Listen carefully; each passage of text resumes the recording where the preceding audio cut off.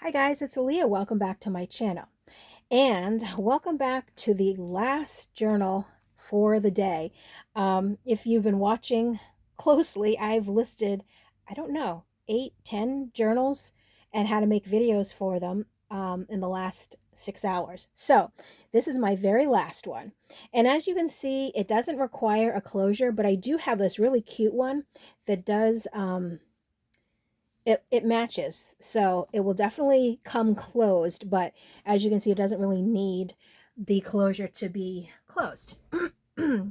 Now, this journal was inspired by, and I hope I say the name right, it's Oldusina Scrap, and I know the lady's name. Her name is Anne, and she did this ASMR journal. Now, I tried to somewhat do the same thing. However, mine really is not as crunchy as hers, but I still have a little crunchiness to it, which I absolutely love. So I called this journal, I'm called Little Buttercup, and it's actually a song called I'm Called Little Buttercup, and there's Little Buttercup, but there was just something about the title and the little lady that I had to use as my cover. So I did. And the actual book, I believe, what did I made it with a paper bag. And then I lined the back with vintage music paper as well as the front. Now, my covers, I mean, even though they have the baked parchment on the insides, it's not as crunchy as her cover. But there are very crunchy pages inside. So let's get started. So in the inside pocket, I have this, it's like a cutout, I believe, probably from a book. But I don't know. I just thought it was perfect for this little journal. And then a vintage Rolodex card from 1987. And then the first little page has a place where you can journal. So of course, I have to have a lot of the crunchy paper. And then I have just a variety of different papers that you can use to journal. And then I have a little lace on the top. And then I decorated it very lightly. So I have some stickers that I put in. The decorations on the inside are just little bits of note paper or journaling cards that you can use. A lot of this type of paper. And I actually love this, and I didn't realize, but you can see the coffee cup marks, the circle marks on it. This is I must have been using this maybe to line the counter as I was coffee dyeing, and so obviously it keeps a lot of the splatter or whatever, but this was definitely from the coffee cup that I was using, which is really cool. I like that. But I used it, and then I folded in the side just to make some more crunchiness, but I turned it into a little tuck, and then of course I added a little lace at the bottom.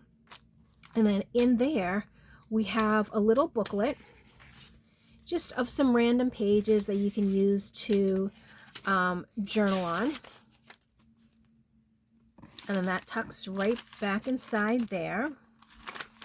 And as you can see, the pages are not cut, they're all ripped, which is, after I did this one, I did a couple more journals with like ripped pages, just because I like the way it looks. It makes it look extra like vintage, I guess. Here I have a little tuck, and I have 2 little pieces of ephemera in there, and those you can use to also to decorate the rest of the journal.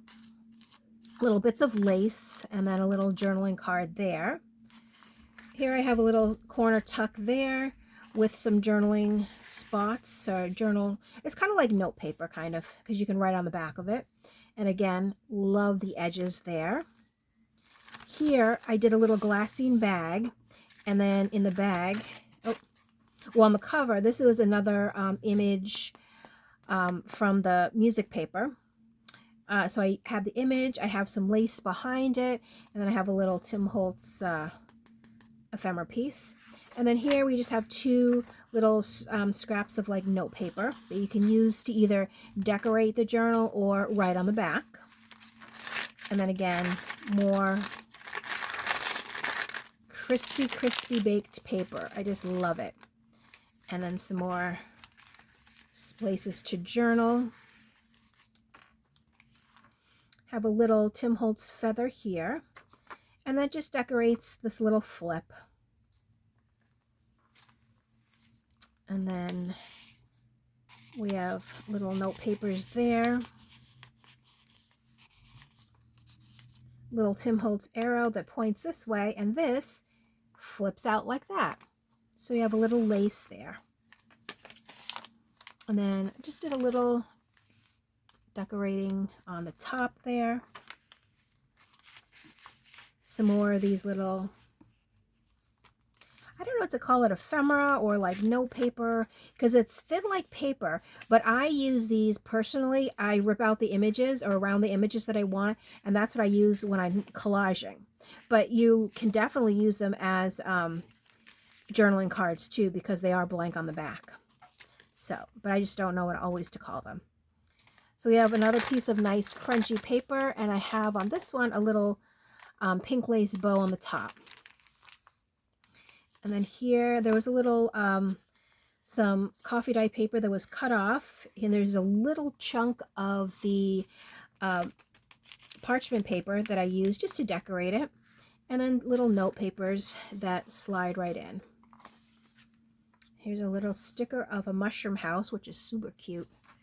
And on this side, I did some lace on the top, and then I hung one, I don't know if this is a Tim Holtz pin. If not, it's just a little black pin on there, just so you can see, because it's really light lace, but you can see that there's something there. And then another little pocket there.